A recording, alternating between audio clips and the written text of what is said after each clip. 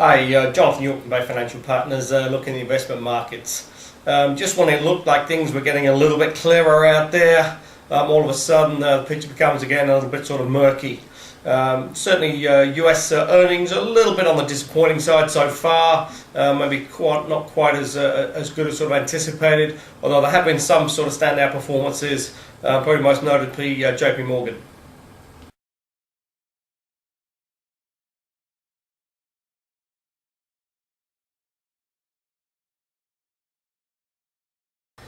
So, really, Janet Yellen and the Fed have really got a pretty tough tightrope to be walking out there. You've got a reasonably strong economy, but you've still got a lot of nervousness in the world, a lot of geopolitical pressures. Obviously, you've seen the events in Turkey over the last week.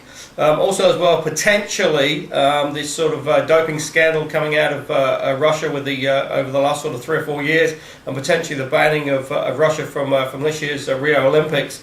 That could pose some interesting questions as well.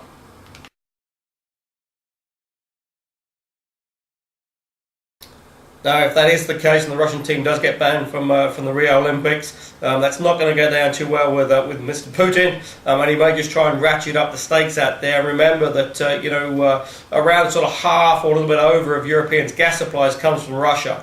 Now, while we're in the summer at the moment, that's not too bad, but obviously as we start to head into winter, autumn, winter time, sort of September, October, it might get a little bit more interesting.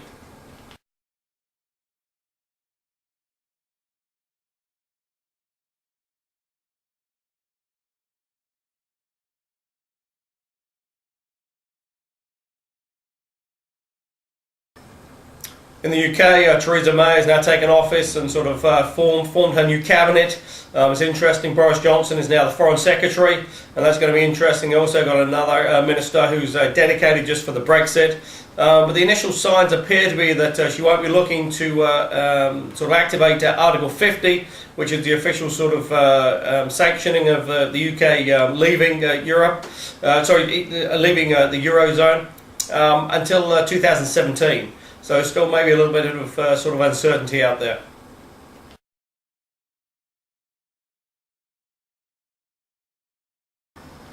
Most economists and analysts do tend to feel that the UK will slip into recession by the end of the year as well, just really mainly on the back of the huge deficit that's sort of building out there.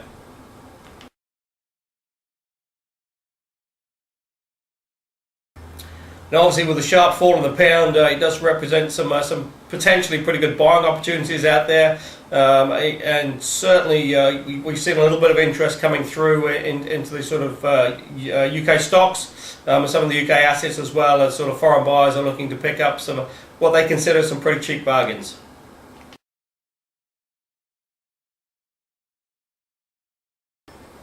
Moving closer to home, you've seen the Reserve Bank come out with some more restrictions on house buying, especially for investors. But really that doesn't take away the situation where you've got a supply-demand imbalance, and currently there is just greater demand than there is supply.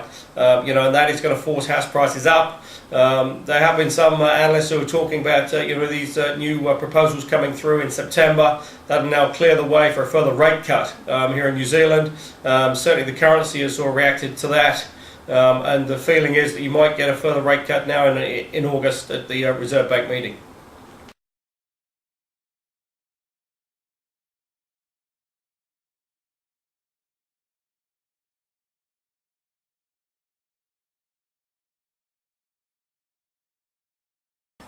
The issue with that is while inflation is still pretty benign out there and certainly running way below targets, if you are making money sort of cheaper out there to borrow, and that is passed on to the sort of consumer in terms of lower interest rates for mortgages, then that will just stoke the housing market even further. So really is a pretty tricky sort of tightrope to be walking out there for Reserve Bank, and it'll just be interesting to see what comes through in the August meeting.